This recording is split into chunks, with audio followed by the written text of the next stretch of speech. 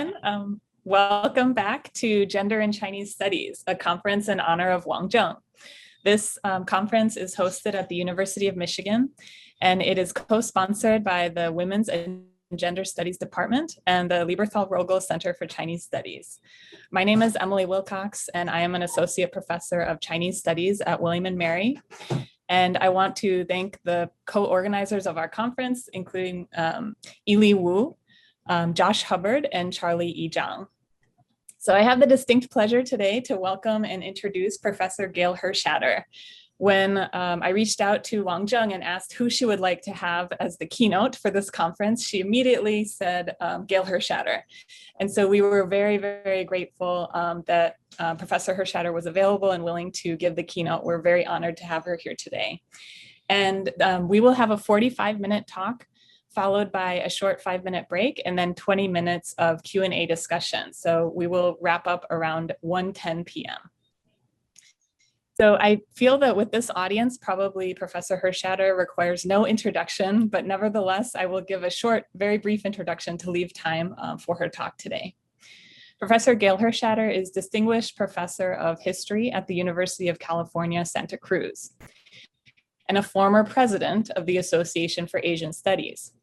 Her books include The Workers of Tianjin, published in 1986, with a Chinese translation published in 2016, Personal Voices, China, Women in the 1980s, published in 1988 with Emily Honig, Dangerous Pleasures, Prostitution in 20th Century Shanghai, published in 1997, the Chinese translation published in 2003, Women in China's Long 20th Century, published in 2004, The Gender of Memory, Rural Women in China's Collective Past, published in 2011 with the Chinese translation in 2017, and Women and China's Revolutions, published in 2019. Please join me in welcoming Professor Hershatter. Okay, now comes the moment of truth when I share my screen. Let's see what happens here. Okay, can you all see Wang Zheng? That is Wang Zheng you were looking at. Okay, I'm really happy to be here, and I want to thank the organizers of this wonderful occasion, particularly Emily Wilcox and Ili Wu, but also everyone else that I don't know about, including staff members I haven't met personally, but who have worked to make this conference happen. It turns out it's a lot more fun to do a retrospective on the work of a friend and respected colleague than on oneself. So I'm going to enjoy myself here. But let me start far from China and far from Michigan with a land acknowledgement, a brief one. The land from which I am speaking to you is the unceded territory of the Awaswas-speaking Yupi tribe. I hope you will not just take this as a recitation, the kind of thing that people from California do whenever given the opportunity. For me, it's a reminder always to ask the most important questions that preoccupy historians. What happened here before I was present? How does that past, whether visible and accessible or not, shape my present and the present of the community in which I live? What's the mark of the past upon our collective present? What pieces of it are recoverable? Which ones are lost and why? What does an awareness of the past require of us as ethical human beings to do in the present? So as it turns out, thinking about these questions is as good a way as any to start appreciating the work of Wang Zheng, my friend and colleague of more or less 30 years. I can't summarize her whole career, and so I'm going to pick 4 key moments and then offer some concluding thoughts about her work as a feminist interlocutor across national boundaries. I want to talk about some themes that recur in her work, ones that are easier to see when one looks back over a longish period of time. So moment 1, which you might call Big History and Women's Lives, is where I want to start. I'll start with her first major scholarly work in English, published more than 2 decades ago, which people still refer to as a touchstone. Women in the Chinese Enlightenment, published in 1999, was a major contribution to our understanding of recent Chinese history. It explores the careers of women college graduates and professional women in the Republican period, roughly 1911 to 1949. As those of you who have studied with Wang Zheng know, gender was a central focus of discussions during the early 20th century, during what was known as the Chinese Enlightenment or the May 4th era. But before her book, previous scholarship had dealt with gender in limited ways as a concern of young men who gave voice to their own oppression by talking about the oppression of women, as a secondary plank in the platform of revolutionary parties, particularly the Chinese Communist Party, as a new binary, the man-woman binary, based on borrowed Victorian terms. Wang Zheng fundamentally revised our understanding of gender in the May 4th period by asking how May 4th discussions actually helped constitute the sense of self of a generation of educated Chinese women, women who moved out of school and into careers in the 1920s and 1930s. She asked what happened when actually existing urban girl students encountered this canonical moment of big history. Where did it lodge in them? How did it affect their lives? And how did they, in turn, affect the future course of big history? So women in the Chinese Enlightenment made skillful use of oral history, part of that binary that Dong Yigo was talking about this morning, to show how feminist ideas and institutions shaped the lives of 5 professional women: a school principal, an attorney, an editor, an educator, and a revolutionary. Lu Lihua established a school to train physical education teachers and kept iterations of it going through the years of Japanese invasion and civil war. She also founded a women's basketball team. Zhu Su'e became an attorney, married a man of her choosing, and was active in women's organizations affiliated with the Nationalist Party. Wang Yiwei studied journalism and founded a left-leaning women's magazine, The Woman's Voice. Shen Yongsheng became a physical education teacher at many schools in China and the first Chinese to graduate from the Baylor College for Women in Texas. She also received an MA in special education from Columbia University. Huang Dinghui left an unhappy arranged marriage with the support of her father and became a left-wing activist and eventually an underground CCP operative and labor organizer. These women were embodiments of an important version of the May 4th ideal. They were products of relatively new educational practices. They went on to independent careers. They understood themselves to be working to improve the situation of all women. They encountered and named what we would call male privilege, sexism, and sexual harassment in the vocabulary of their times. Several of them had explicit political commitments to the Nationalist or the Communist Party. And yet, the intersection of these women's lives with the longer trajectory of the Chinese Revolution was not salutary.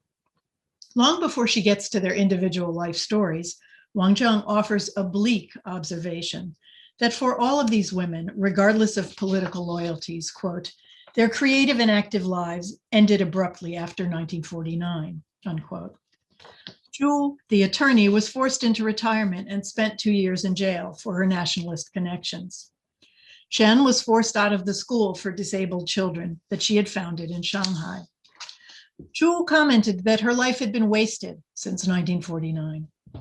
Wang Zheng notes that, quote, the new government not only deprived these women of their cherished careers, but also successfully deleted them from history, including the longtime communist Huang Dinghui, who suffered 17 years of imprisonment in the Mao years, treated with suspicion like many other veterans of the underground Communist Party.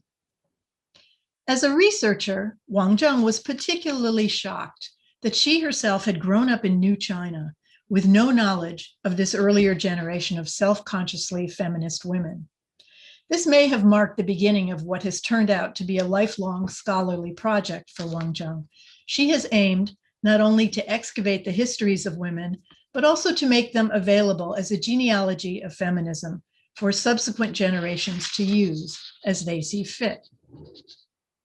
Moment 2, bringing the personal to the political. But what about excavating one's self? How did Wang Zheng's new awareness of some of these occluded histories affect the way she looked back at her childhood and adolescence in Mao-era China? Her essay, Call Me Qingnian But Not Fu Nu, first published in 2001, can be understood as call me youth, but don't call me woman. The particular terms youth and woman, as used here, were not ordinary nouns. They were categories given particular meaning by the Chinese state. Xingnian, or youth, generally referred to people from early adolescence into young adulthood. As a young person, if you did your work well and excelled at helping others and at awareness of socialist politics, you might be invited to join the Communist Youth League.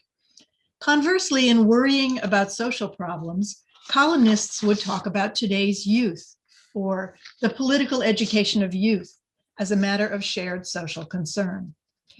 In short, youth was a category of political mobilization and one that signified socially. As Mao Zedong himself had said in 1957 at a meeting with Chinese students in Moscow, quote, "The world is yours as well as ours, but in the last analysis, it is yours.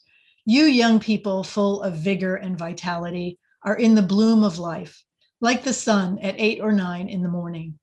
Our hope is placed on you. The world belongs to you. China's future belongs to you," unquote. Significantly, youth was not primarily a gendered category. Although the phrase female youth, 女青年, existed, in general, young men and women were invoked as full of potential as a cohort, undifferentiated by gender. In contrast, the term for woman that the state favored, 妇女, was of course always already gendered. When Mao talked about women, his comments often centered on the need to mobilize them for socialist production. In fact, this was never a matter of moving women from unproductive to productive activity, for they were already productive. The labor of women in pre-revolutionary China had been critical to the survival of their households, whether they were elite or poor. But for Mao, only by way of participation in social, not household production, to build socialism, could women be liberated. Quote, "Unite and take part in production and political activity to improve the economic and political status of women," unquote, he wrote in 1949 in his inscription to the inaugural issue of the magazine Women of New China. Quote, "In order to build a great socialist society, it is of the utmost importance to arouse the broad masses of women to join in productive activity," unquote, he added in 1955. The implication was that women should be moved from a less active and less valued category to one that could earn its keep and secure its liberation by performing new and different kinds of labor. Mao was in favor of equal pay for equal work, but he was not a wages for housework kind of feminist. The labor of reproducing a household, not only by giving birth to children, but also by feeding, clothing, and caring for all household members so that they could go out and labor for socialist construction.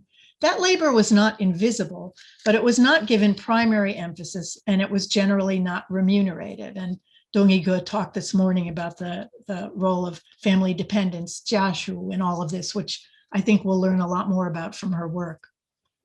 Mao said that women hold up half the sky, though actually one could argue that they held up more. But he did not say that our hope is placed in you or the future belongs to you. And on the organizational level, in urban areas like Shanghai, where Wang Zheng grew up, the State Women's Federation was meant to mobilize mainly housewives. Other women, for instance, those who worked in factories, were mobilized by the trade unions. Over the course of the Mao years, this meant that many women came to regard 妇女 as an uninteresting residual category. When I first lived in China from 1979 to 1981, my colleague Emily Honig and I asked a number of our classmates what the Women's Federation did, imagining it as a socialist feminist organization. One of Emily's classmates replied, "Don't ask me about that. The Women's Federation has nothing to do with me. Maybe my mother knows more about it." Her mother was similarly unenthusiastic. No one we interviewed could name a situation in which the Women's Federation might have assisted her. In short, woman in the China of Wang Zheng's youth had nothing heroic about it. No wonder that young women of her generation identified more strongly with the category of youth and with various heroic class categories such as worker and peasant, rather than the category of woman. In Call Me Qingnian but Not Fu Wang Zheng explores this disidentification as it appeared to her before she was fully aware of it and before she had amassed the tools to develop a language to describe it. She recalls the distaste that she and her student friends felt in 1978 when they were given special movie tickets available only to women for International Women's Day.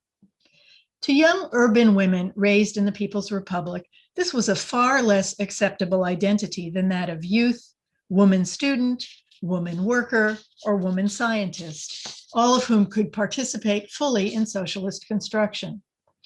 Many young women, she points out, recall these images as enabling the transgression of gender boundaries and regard them still as a positive legacy of their childhood under Mao.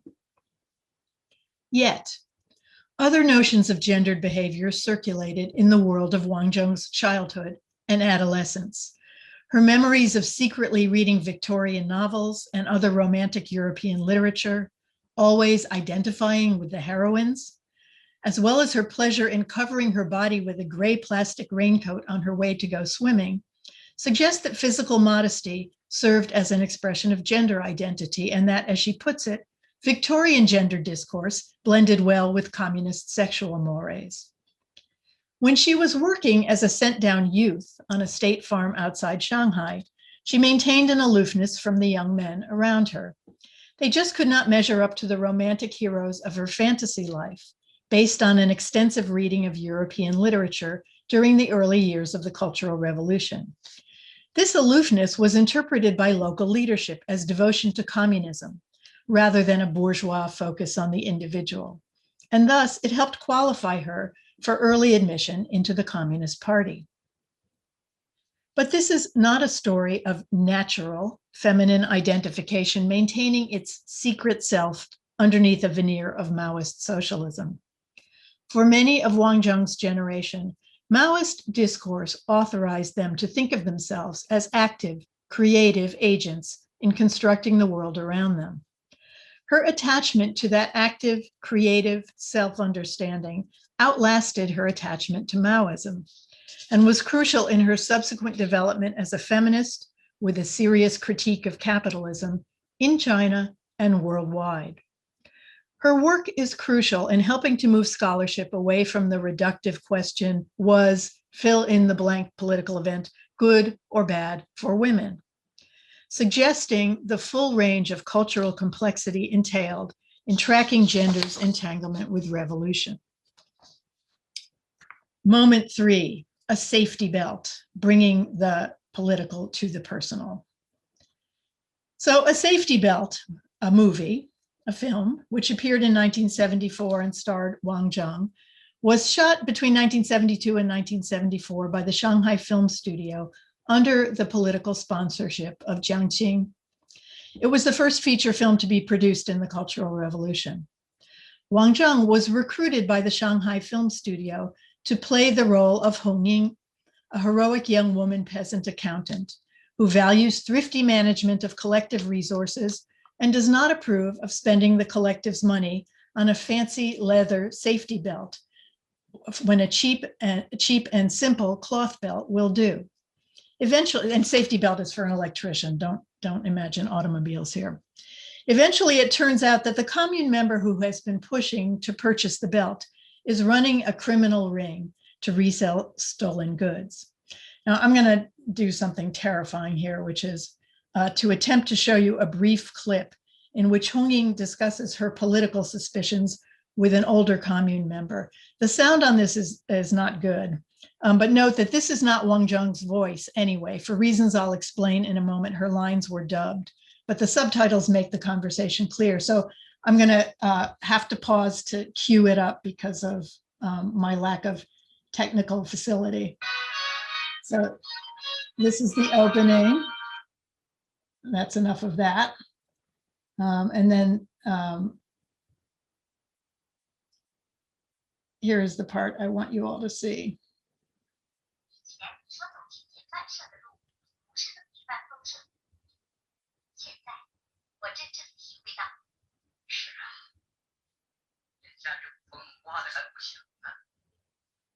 地方，这是哪一个地方？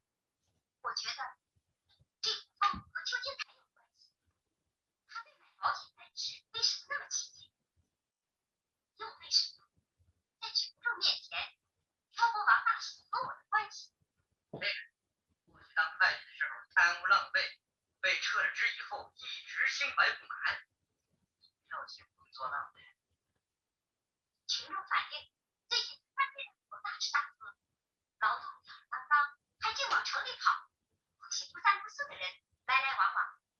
看来这个家伙很狡猾，他不是自己吃播上阵，而是利用我们中间一些思想上糊涂的人，替着大工作。怎么着？真不在。天哪！你是贫下中农的后代，要敢于斗争。习教导我们，无产阶级革命事业的接班人是在群众斗争中产生的，是在革命大风大浪的锻炼中成长的。毛主席怎么说的，我就怎么做。好，这我就放心了。外表不怕虚压，油菜不怕霜打，年轻人肩膀上压压重担，腰杆就会更硬的。大伯，快走喽！ Okay, I hope that wasn't a disaster. I didn't hear screams from all of you, so I assume you saw and heard that. When this film was made, Wang Zheng was a talented and confident youth leader on her state farm, where she had been laboring for 4 years.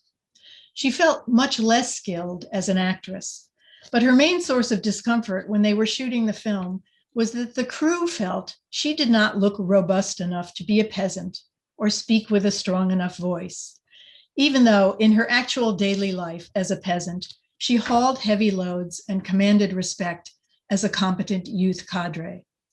In retrospect, she shrewdly notes that she was caught between two ideas of what a woman should look like, both ideas held by the film crew of, quote, sophisticated urban filmmakers whose aesthetic tastes were not as malleable as their political aspirations, unquote. In other words, in search of a peasant heroine, they had picked her because although her residency permit now said she was a peasant, she fit their Shanghai notions of what was attractive in a young woman. Then they held it against her that she looked too delicate to fit their idealized notion of a peasant. They dressed her in a padded undershirt, thickened her eyebrows with makeup, shot her from a low angle so that her face would look broader, and had her lines dubbed by a professional actor with a more stentorian voice. Doing her best to inhabit the filmmaker's idea of the peasant woman that she in fact was, Wang Zheng taught herself to stamp on the ground with each step.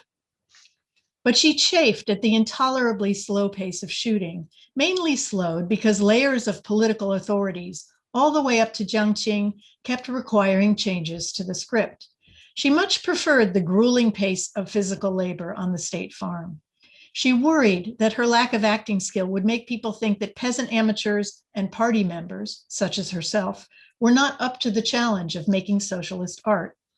And she was disillusioned by the elaborate hierarchy, class snobbery, and political maneuvering of the filmmakers and their political sponsors. Quote, supposedly fulfilling a historical mission of participating in proletarian cultural production as a peasant, she writes, I acutely experienced my lowly social status as a voiceless peasant at the Shanghai Film Studio. She saw that empowering workers, peasants, and soldiers in the representational realm was not accompanied by changes in, quote, institutional systems and social structures that maintained deeply entrenched hierarchies, unquote. For her personally, she remembers, quote, being constantly reminded of my inferior social status was a new experience I acquired at the Shanghai Film Studio, unquote. Matters worsened when she found herself the subject of film studio gossip for supposedly rejecting a rural suitor because she wanted to return to the city, a baseless story that reflected film studio preoccupations about what a young Shanghai woman working in the countryside would naturally want. Ultimately, she concluded that although young women in her generation had expansive notions of building socialism, what she calls new socialist feminist subjectivities, the broader society was all too ready to embrace what she called traditional notions of gender, all the while subtly questioning her virtue and accusing her of deploying her sex appeal to try to improve her social standing. She says, without realizing that I myself had subscribed to the old value of chastity for a good woman, I felt the deepest pain in their smear of my political and sexual purity, unquote. When the film was completed, she was not given tickets to the Shanghai opening by the studio because she was not their permanent employee. Partly because she was often absent from the state farm during the shooting of this film, Wang Zheng missed the chance to be recommended for college as a worker, peasant, soldier student. Ironically, this probably improved her longtime social status, as she tested into university in the first class admitted after national examinations were restored in 1977. But she never forgot the sudden eruption of actual class relations, not official class labels, and sexual gossip into her life as a member of a supposedly heroic lionized group. The gap between official articulations of class and gender and their actual operations in daily life has remained a concern for her across her career as a scholar and activist. Moment 4, arguments and countermeasures finding women in the state. So it's axiomatic for people doing research on Chinese women's history that we have to take account of the state, and equally axiomatic that state records usually don't tell us what we want to know, although as we heard this morning, sometimes they do. State policy pronouncements and state propaganda are aspirational and didactic. Sometimes they are factitious rather than fact-based. Even in the archives, packed full of work reports describing local problems, one often finds the triumph of form over substance. In work reports, almost invariably, every place has several achievements, several problems, mostly concerning backward political consciousness, and several solutions they intend to implement. They are a very imperfect guide to circumstances on the ground. We all decry this feature of the paper trail as a limitation, and some of us have expanded our scope to include oral history, which has its own problems, as you also heard this morning. But Wang Zheng took the discontent with sources and the search for state-society interactions a step further. She went back inside the state apparatus, specifically among the handful of veteran women revolutionaries, such as Deng Yingchao, Cai Chang, Song Qingling, and others who are not pictured here, like Luo Qiong, and among the women cadres who were editing the state magazine Women of China. She wanted to see what kinds of internal discussions and arguments she might glean about the new party state, about how the new party state in the 1950s was positioning women's issues among the array of changes it aimed to put in place. This is the most literal meaning of the title of her 2017 book, Finding Women in the State. Here she was looking at women inside the state, people who were at least sometimes in the room where it happened. And what did she find in that room? For one thing, arguments about the centrality of marriage reform to women's status. Noting the marginalization of the Women's Federation within the Chinese party state, Wang Zheng comments that throughout the Mao years, state feminists had to fight for political and material resources, as well as recognition of women's interests and rights from an internally structured, disadvantaged position. That was a quote. As is well known, the 1950 marriage law met with a great deal of resistance in rural communities, sometimes leading to violence. And state authorities were ill-equipped to address that resistance while also conducting land reform and organizing villages into co-ops. Many male cadres up and down the line wanted to declare victory and get on to other projects more central to their visions of revolution. At the top level, even some high-ranking women cadres wanted restrictions on the right to divorce, fearful in part that communist men would dump their rural wives for younger, better educated models. But Deng Yingchao and others made a compelling argument that rural women needed a path to divorce and that those needs should take priority. The Women's Federation went on to ensure that the marriage law kept women's rights and the campaign against what they called feudal family practices firmly in public view. Controversial, but not silenced. Another interesting tension emerged when internal party politics heated up in the course of the National Anti-Rightist Campaign of 1957. Generally speaking, party propaganda from that period focused sharply on the search for internal enemies and on the centrality of class struggle. At the same time, the Women's Federation took what Wang Zheng calls a conservative turn in its sloganeering, emphasizing that women needed to work hard on building the country and managing the family, a rubric known as the 2 diligences. Through careful sleuthing in public and archival documents, Wang Zheng argues that this conservative move was not a retreat from gender equality, but rather a recognition that in the new political environment, as she puts it, merely talking about problems in socialist China, including gender inequality, could qualify one as a rightist.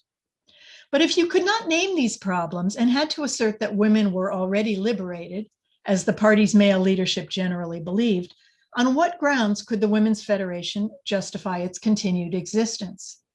Not just out of bureaucratic self-preservation, but out of acute awareness that their work was not done. The 2 diligences approach, first suggested by Deng Xiaoping, helped to protect the organization and in effect enabled it to continue to address the gendered specificity of women under socialism. Wang Zheng calls the 2 diligences policy a state feminist lobbying stunt, one that actually made women's social reproductive labor, and later the need to socialize such labor, more visible than state formulations would otherwise have allowed. She sees a strategic rhetorical embrace of women's domestic role, not to agitate for wages for housework, but rather to make the point that women were a group with particular needs that had not yet been addressed by socialist transformation, and that they needed the Women's Federation to address those needs and keep them visible. It was not yet time, they were arguing, to declare victory on the gender equality front and move on to all class struggle all the time. On the covers of the Federation magazine Women of China, Wang Zheng found heroic portraits of working women doing new jobs in public, welder, militia member, etc. She sees this as an attempt by the editors to re-signify laboring women as capable in the face of dismissal by male cadres. On covers published in 1957, she also finds a tacit but distinctive rejection of the violent rhetoric of the anti-rightist campaign. An adorable toddler admiring a chick 1 month, a smiling hairdresser waiting on a young girl the next. These covers diverted attention from the contents inside the magazine that were dictated by the demands of the anti-rightist campaign. As the art editor of the magazine later told Wang Zheng, quote, "At that time, I did not like those struggles. My top priority was to give beauty to the magazine. If you had class struggles and fighting on the cover, people would not like it and not buy it," unquote. Wang Zheng sees here not a form of overt political resistance, but rather a reluctance to sign on completely to yoke women's issues to the politics of the anti-rightist campaign. And while it's difficult from our perspective to embrace cover pictures of toddlers and baby chicks as feminist signification, Wang Zheng is firm on this point. Drop your presuppositions about what counts and look at the work the image is doing in its own time and place. Don't subject these women inside the Federation to the enormous condescension of feminist posterity. Give them all the respect you would give any political infighter facing what Wang Zheng calls dilemmas of inside agitators. Wang Zheng devotes the second part of this book to feminism within film production in socialist China, taking us behind the scenes in the work of filmmakers Chen Bo-er. This is a still from the 1949 film Daughters of China that Chen produced, and male author and feminist Xia Yan. She examines how films centering on distinctly non-Hollywood revolutionary heroines were produced. Her focus on these two figures, Chen and Xia, and on the rise of Jiang Qing, an opponent of Xia Yan, suggests to her that in the cultural realm, the Cultural Revolution began in 1964, not 1966, In this instance, putting the politics of gendered representation at the center of her inquiry alters how we understand and periodize the larger political environment. Wang Zheng has also carried this scholarly approach into her analysis of more recent events. In the reform era, as the party state moved increasingly toward market reforms, often at the expense of women, the Women's Federation and women scholars produced what they called the Marxist theory of women. The 1980s and 1990s was an era in which rejection and faint ridicule of Marxist ideas was common, and the Women's Federation, as you heard a moment ago, was often dismissed as irrelevant. But Wang Zheng looked hard at the Marxist theory of women, and perhaps more importantly, at how it was being deployed. She found it to be a capacious rubric, encompassing Maoist ideas about women's liberation, institutional practices, and government policies. She saw it being used by the Women's Federation inside the state apparatus to keep up pressure not to abandon gender equality as an official goal. She reminds us that many leading women's studies scholars in China in the 1990s, women who were then at middle age, were themselves formed by Maoist gender discourse, which, for all its limitations, left them with a strong sense that being gendered female was not supposed to result in discrimination or social limitations. In their work, particularly in the 1990s and early 2000s, these women's studies scholars and state feminists usefully reworked and put to local use many concepts from feminist movements elsewhere, including domestic violence, sexual harassment, and gender itself. Throughout this rich and complex book, Wang Zheng's project is to, as she puts it, account for sites and effects of feminist negotiation and intervention in dispersed state processes, unquote. No patriarchy, she tells us, is ever totally dominant, not even an expansive, increasingly powerful, and intrusive socialist state patriarchy. She developed this analysis many years before publishing Finding Women in the State. In a 1998 article written about the 1995 Fourth World Conference on Women in Beijing, she described what she calls the paranoia that hosting that conference set off among Chinese state authorities. What if foreign women attending the non-governmental forum decided to parade naked through Tiananmen Square? State authorities moved the NGO forum out of Beijing to the remote suburban area of Huairou and began to closely screen all panels that were to be presented by Chinese women at the conference. Women activists in China were frustrated and angry, and yet they were also hopeful that the paranoia would pass. Wang Zheng writes, quote, "They sounded like seasoned farmers who know very well how to contend with bad weather. In this kind of unfavorable political climate, one should just do some repair work, preparing for a warmer, more productive season," unquote. And in fact, when the conference concluded after generally favorable worldwide publicity and state officials revised their view of how useful it had been, Women's Federation officials were quick to use that political opening to hold the Chinese government to the commitments it had made to gender equality when it signed on to various conference declarations and platforms. This is not a heroic story about resistance, but it's not exactly about collaboration or even accommodation either. It suggests that it behooves us to look closely at what is going on in diverse domains, even during periods of intensified repression, an insight we can and should apply to the present moment as well. Last moment, feminist broker. Parallel to her career as a scholar writing in English, Wang Zheng has spent almost 3 decades engaged in ongoing conversations with scholars, NGO staff, students, and activists based in China. She was one of the founders of the Chinese Society for Women's Studies in the US. From 1993 on, she helped to organize workshops in China in which Chinese women's studies researchers met with expatriate academics, now in the US and elsewhere, to discuss tools and theories for the study of women. In 1995, she published a book in Chinese exploring recent American feminism. Since then, I've lost track of the number of feminist source books, edited collections, and essays she has authored or edited in China. There are well upwards of 11 of them, often working in collaboration with China-based scholars. In 2004, she was an organizer of an international conference at Fudan University, celebrating a century of feminist thought in China. For years, she spent part of every summer directing gender studies institutes and workshops in China. In Jiling Duan's terms, which I think you'll hear more about in the next session, Wang Zheng is a feminist broker, one who is based in a US institution, but deeply involved in conversations and, when possible, institution building in China. In her Chinese language publications, she has provided resources for a Chinese audience, while at the same time documenting and contributing to a complex and spirited discussion about what gender studies and feminism might become in a Chinese context. The life of a broker is complicated and not always comfortable.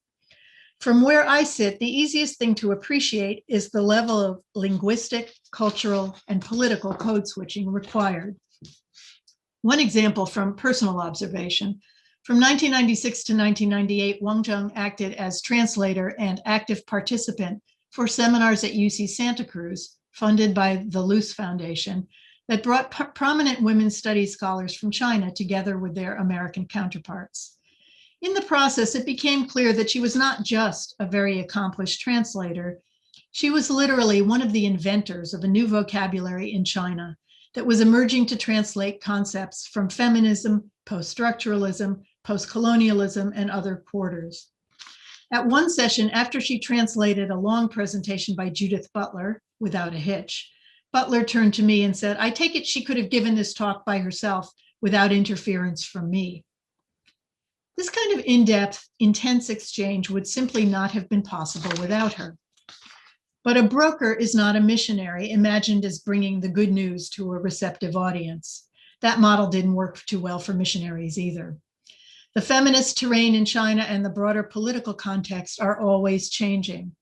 In the 1990s and early 2000s, women's studies scholars based in China were engaged in a complex process of self-fashioning, locating themselves both in transnational networks and in a local political environment that was not always congenial. What they found useful from scholars based outside China varied with time, location, and personality. The exchange was also shaped by the rise of a conversation among Chinese feminists about how feminism could be indigenized to reflect and be useful in local circumstances. Feminist brokers like Wang Zheng worked in collaboration with scholars and activists in China, but collaborative should not be understood to mean conflict-free or comfortable. Collaboration is difficult and unpredictable work. Additionally, in the past 8 years or so, as the room for non-governmental activity and political activity of all sorts has diminished in China, the possibility of some modalities of exchange has done so too. And yet this is not a devolutionary or unidirectional story. For one thing, what we might loosely call a feminist movement in China is more varied than ever. It encompasses the Feminist Five, about whom Wang Zheng has written, and a much larger network of which they are a part. It also includes distinct but sometimes overlapping networks of people active in labor organizing and in the exposure of sexual harassment. It encompasses many people who may not know about each other or regard each other's activities as germane to their own. This is not just a geographical divide or an urban-rural one, it's generational too. Feminism in China, like feminism in other places, has a generation gap in which people active now may not be aware of the generations that preceded them, even as recently as the 1990s, and may understand themselves to be inventing feminist politics de novo. Wang Zheng has remained committed to keeping conversations open and to starting new ones. Her current Zoom seminars for participants within and beyond China is an instance of this. I was particularly touched and a little shook up about a month ago to find her sponsoring a Zoom seminar by a Chinese feminist, Wang Xingzhan, who's now in her 90s, whom I had known as a feminist activist and organizer of hotlines and other forums in the 1990s. Now she was back in Wang Zheng's seminar as a historical artifact, part of living feminist history, explaining to people born after the 1990s what the woman question had looked like to her back then. Wang Zheng's brokering work does not assume identification or replication of identical agendas across time, or even complete mutual comprehension. What she strives for and what unites her groundbreaking historical work with her ongoing feminist activity is a commitment to make resources visible and available, leaving the decisions about how they should be understood and used to be worked out by the people most closely involved. In conclusion, last week I held my office hours on Zoom, the first week of a new quarter. One student showed up from a quarantine hotel in Shanghai, where he was confined on his way home after living in lockdown isolation in Santa Cruz for a year. He told me that another Chinese student at UC Santa Cruz, a woman, had told him, "You want to support Chinese feminists? Then shut up and listen." And he told me that he had first learned about feminism some years ago, before Zoom, by listening to online seminars given by Wang Zheng. Every historian hopes that her work will have an afterlife, that it will be useful to people she never knows or meets. Historians are not so comfortable with crystal ball predictions about the future, but here I will hazard a modest one. Wang Zheng's work as a feminist scholar, as a feminist broker, and as a feminist activist will reverberate well beyond her retirement. I salute her and I thank her for that. And thanks to all of you for listening. Thank you so much, Gail. So just to remind everyone, we'll have a short 3-minute break now, and I'll welcome you to please use the Q&A function to insert your questions. And also, if you would like to appear on screen, you can use the raise hand function, and we will promote you to a panelist so that you can ask your question orally. So you have those two options. We'll come back in 3 minutes at 12:50. Let me just quickly say a heartfelt thank you to Gail, because Gail will not be here tomorrow to hear my closing remarks. So I want to use this opportunity to say that I'm so blown away by Gail, and I feel so fortunate that I have this friend. And she is presenting this speech with a senior outstanding historian's skill. Checking out all the possible resources, primary materials, and to construct this narrative, just amazing. Thank you so much for all the time and energy you put into this talk. It was great fun, but I'm glad you're still speaking to me after I dragged out the film clip. I was afraid that I was shocked you would use that, but like your scholarship, whatever primary source material you selected for your final piece is always perfectly fitting. So, thank you. Thanks. So much. Okay, see you all in a few minutes now. Welcome back. So we have some time. We have about 20 minutes to engage in conversation. And once Gail's back on screen, we can go ahead and start with the first question. And feel free to continue to put questions in the Q&A or raise your hand if you'd like to be promoted to panelist. We'll start with a question in the Q&A, and then Jie Li was promoted to panelist. So I'll go to Jie, and then we'll go to the other questions. So the first question I'm very happy to see is from another former student of Wang Zheng, Elise Huerta, who did her undergraduate at University of Michigan and is now pursuing her PhD at Stanford. So Elise writes, "Thank you for this wonderful talk. Something that has always struck me about Wang Zheng's work is that it seems to celebrate and even heroize women from a highly diverse range of backgrounds and belonging to different social and political movements. Women in the Chinese Enlightenment admires the contributions of May 4th career women who were situated in discourses of individualism, democracy, and abstract universal humanity. Finding Women in the State excavates the contributions of Maoist feminists situated in discourses of collectivism and socialism. And perhaps most shockingly, the young Wang Zheng starred earnestly in socialist films, while finding feminist inspiration in stories of Victorian heroines, ! How can we make sense of this? Is there something shared among these women that is occluded by the apparent contrast in their values and aesthetics? Also, I have an unrelated question for Wang Zheng. I'm wondering whether you are still in touch with your co-stars from Seatbelt. So is the first part of that question meant to be addressed to me or meant to be addressed? Okay, I'll try. So. You know, in some ways, I feel like Wang Zheng is probably better situated to answer questions about the work of Wang Zheng. But to me, looking at this from the outside, what it looks like is she, rather than tracing succeeding ideologies and saying, oh, this repudiates that, and this one makes that unnecessary, and this one was bourgeois feminism, but we're not in that stage anymore. She wants to look at tensions at a succession of moments and how people, even if they may not be aware of their predecessors, end up articulating their dilemmas in questions that are not identical to those of their predecessors, but that echo them.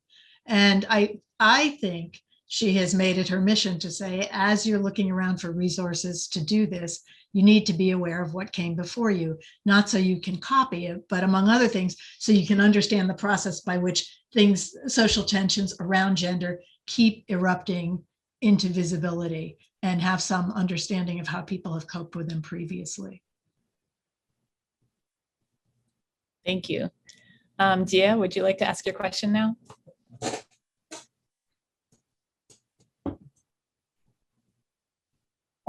I think you should be able to unmute yourself.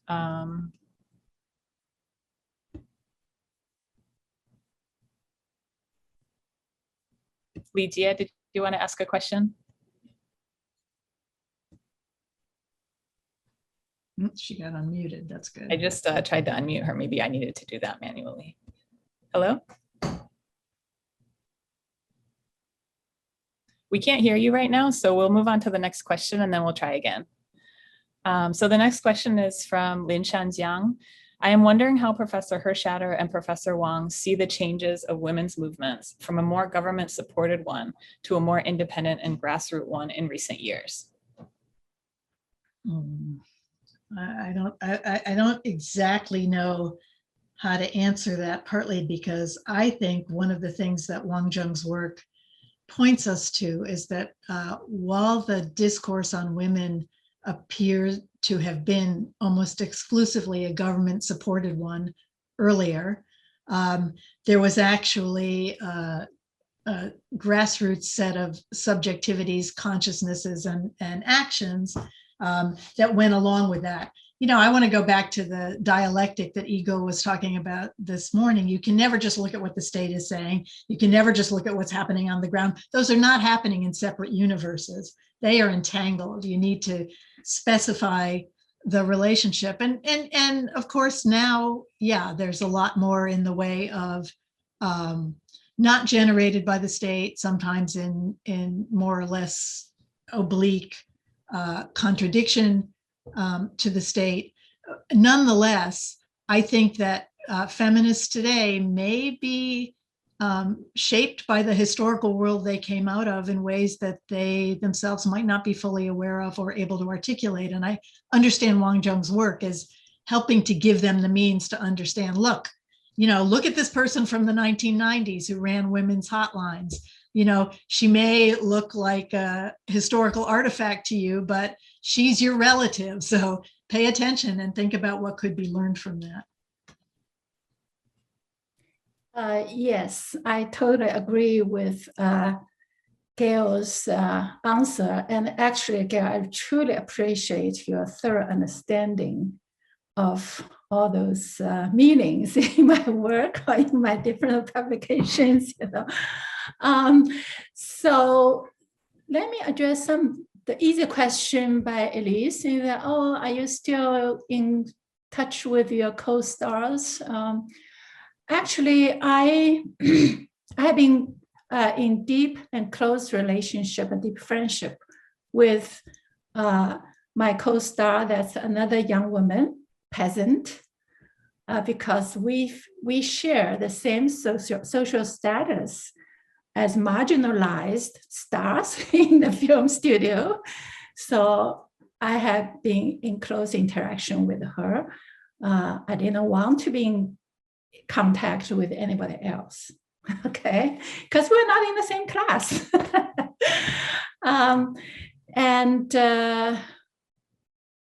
To the question about movements that governments supported, if you read my book carefully, Finding Women in the State, they were not supported fully by those male-dominated party machine. You know, oftentimes those male bosses were the obstacles to their efforts. Okay, so I do not think it's a correct characterization of the early period of socialist state feminist efforts should be termed as government supported. I think my work just try to illuminate the hard struggles for these women inside the official systems and supposedly to hold state powers. Actually, they were marginalized in the power structure, and from the internal marginalized position, they have to push forward, forge ahead. So that's the purpose of the work. And of course, because of their internal positions, they did enjoy a lot of official resources and the legitimacy, which feminists outside of official system today now didn't have. Okay, so that should be a huge difference. And in terms of today's feminist movements in China, it also shouldn't be recognized as all totally independent. Some are still kind of in between, work in between in different locations. Actually, just recently we had another Zoom lecture. By the way, the lecture series was actually proposed by other young feminist scholars. The platform, yes, we were all working together. So more recent ones, I recommend anybody in the audience, if you're interested, that is Zhao Jie in Yunnan. She talked about feminists in Yunnan's experience. I think that's very, very rich and illuminating lecture that totally displays the complexity and the diversity of Chinese feminist activism in contemporary China. So one point is that these feminists work just in between. You know, some work outside the system and many also work inside the system. So that kind of situation still is still going on. So we shouldn't present this kind of dichotomized narrative to describe the Chinese feminist movement as either or, you know, either controlled by the government or independent. That doesn't describe the complexity of Chinese feminist movement. Thank you. Go ahead, Yanlong. Hi, I'm wondering if Gail and Wang Zheng could talk a little bit more about the intergenerational differences. I think not just in terms of feminist movement, but also in terms of the feminist scholars or gender studies per se. Well, I've only kind of paid attention to this in passing. I haven't really focused on it, but what has really struck me most recently is a generation gap between people who became active in the 90s, many of whom have been partners with Wang Zheng in doing workshops and so forth, and younger feminist activists. And it's not that different from, I mean, this is not in particular produced by the situation in China. You know, there you can see very similar things going on in the United States. That's why there's first wave feminism, second wave feminism, post feminism, et cetera, et cetera. Every generation kind of understands itself with respect to its own environment anew.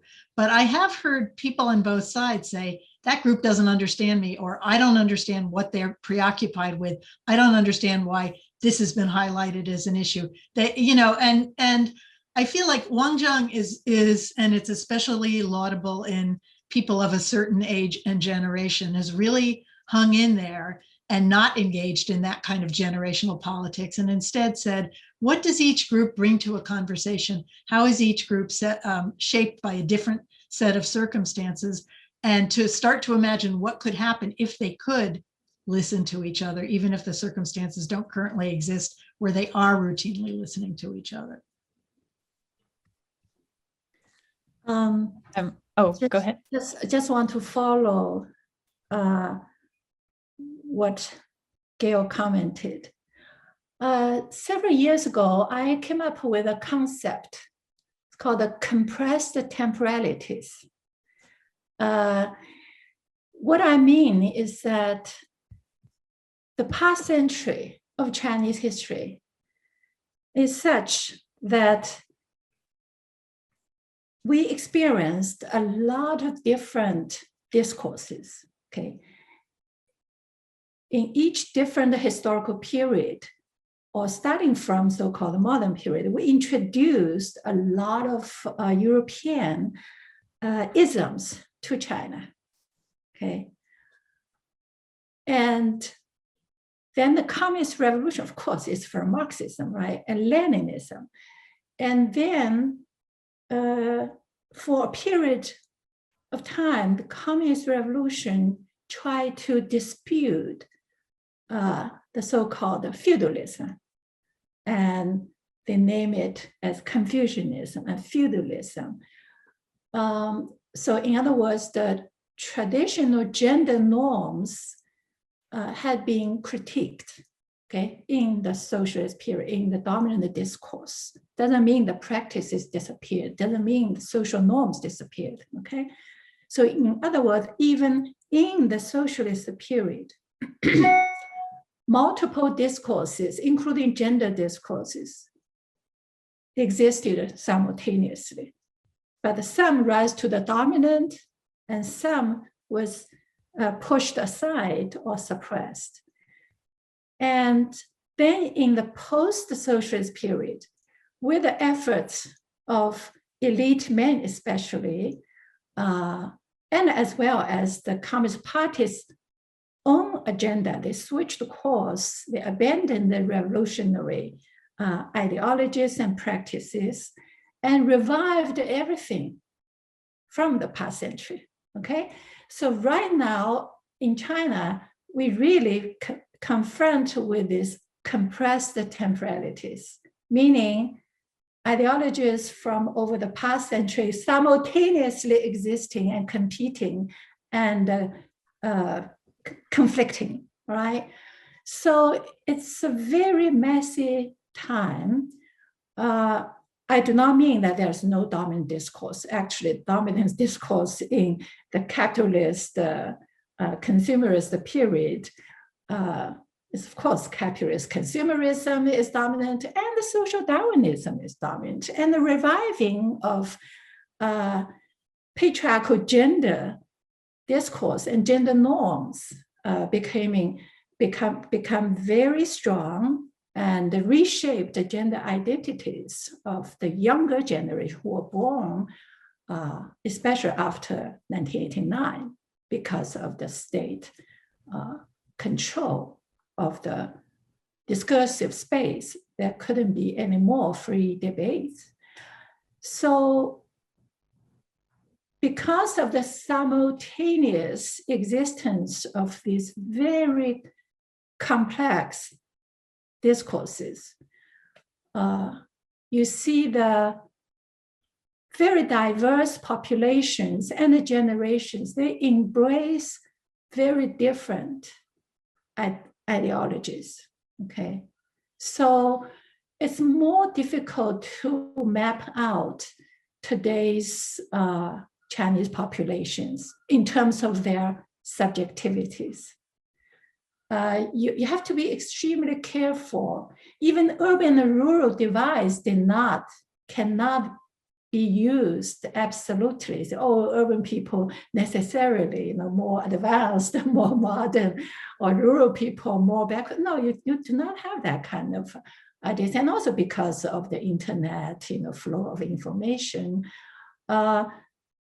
So probably overall, the generational difference, especially in terms of feminist activism, could be manifested in the way that how much history they know of the past, okay? Which is why I struggled hard to try to construct feminist genealogy and to enable the young generation to know their foremothers' efforts, multiple generations' efforts. And let me try to think how to phrase it clearly.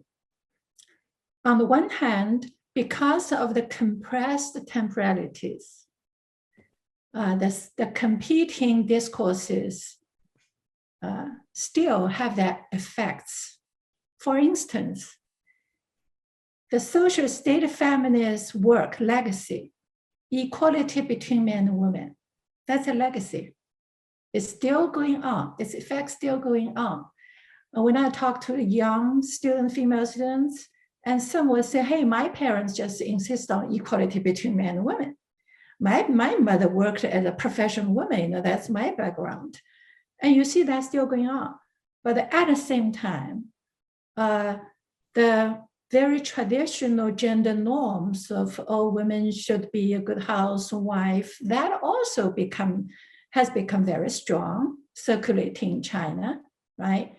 And that is also expressed or manifested in a lot of young women's lives, all right? So you see those, the effects of different discourses work simultaneously on these young people, young generation. Wang Zheng, I just want to let you know, we only have 1 minute left. Oh, okay. Okay, I have to finish here. So basically, you have to think about the complexities of without knowing the previous history, but at the same time, unknowingly be constructed by these completing discourses. Wonderful.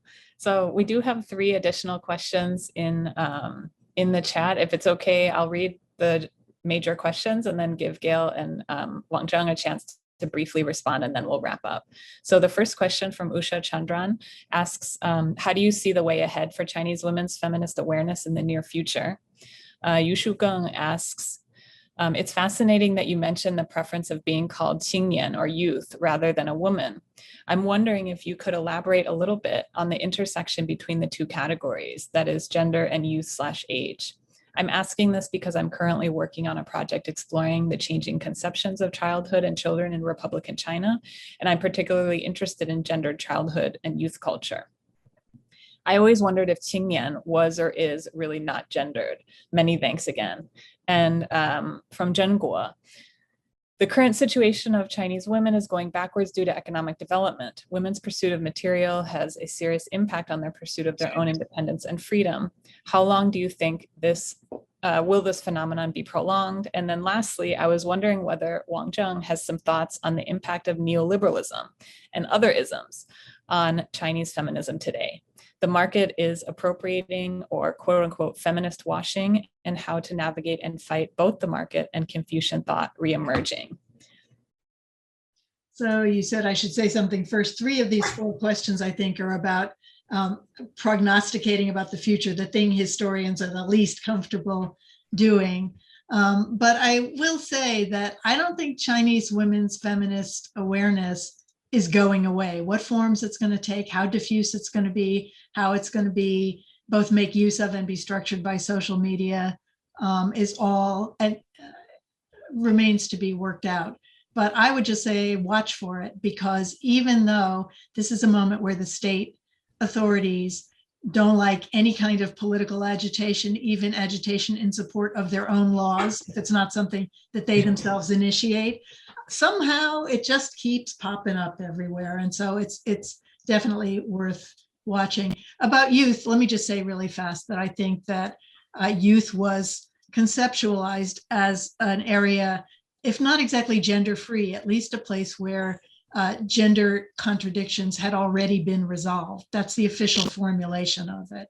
And of course, gender difference keeps erupting out of that category, and particularly when people kind of age out of the youth category and into what turned out to be largely untransformed domestic divisions of labor, they discover it's not so simple. But I think the allure of it was that it was precisely a place where you didn't have to get stuck in certain kinds of inequality because of biology and because it was considered of limitless potential. And that was an ideal and a self-conceptualization that was available to people regardless of sex at birth, gender conditioning, et cetera. Thank you. And Wang Zheng, you want to briefly respond? I think the neoliberalism and as I alluded to, capitalist consumerism, they had very strong impact on the young generation who were born into this global capitalist period. Okay, that's obvious. So how those aspects would affect feminist movements, again, that would be a very complicated issue. Not all the young generation subscribe to neoliberalism or capitalist consumerism, not all of them. Some have more consciousness, critical-minded people, they are consciously rejecting that also. So again, you know, we need to look at complex pictures today. Wonderful. I think this is On the feminism, in my closing remarks, I may spend some time to talk about contemporary feminist issues. Yeah. Great. So I want to remind everyone, this is a perfect segue. We have our next panel starting at 2 p.m. on scholarship and activism. And of course, I want to thank Gail Hershatter for her keynote today and thank everyone for attending. We did record this and we'll decide what to do with it later, but we'll keep you posted. And I think the panelists are going to take a screenshot, but everyone else feel free to take a break for 45 minutes and then we'll come back. Bye. Thank you again, Gail, because I don't get to see you tomorrow. Thank you. I'll be here this afternoon. I want to hear as much of this great conference as I possibly can.